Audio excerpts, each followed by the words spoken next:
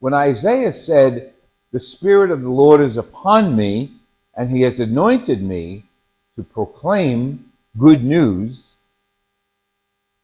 he was probably standing on rubble.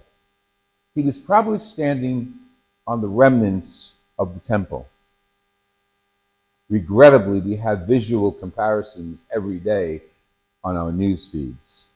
Think of the rubble in Israel and the rubble in Gaza, and the rubble locally here in New York with the collapse of the building recently.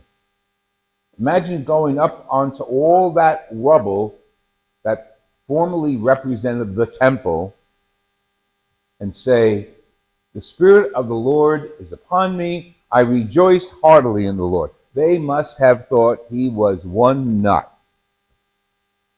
He never told them things that they wanted to hear.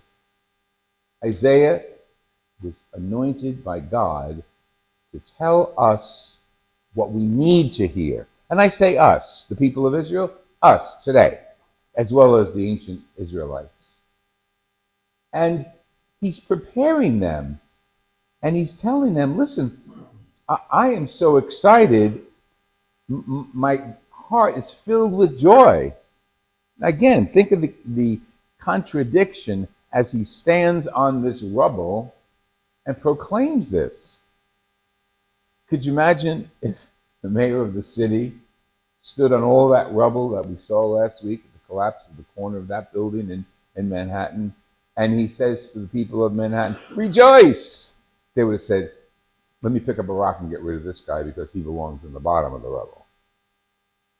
That's what Isaiah was doing. So he's asking us to look into the conditions of the world, holding on to faith. So we can certainly say in history it was the temple. Today, Middle East, Ukraine, and other parts of the world in which the church is suffering and being persecuted. And with all of that, the prophet says to us, "I rejoice heartily, and my soul is filled with joy." You want to say, what are you talking about?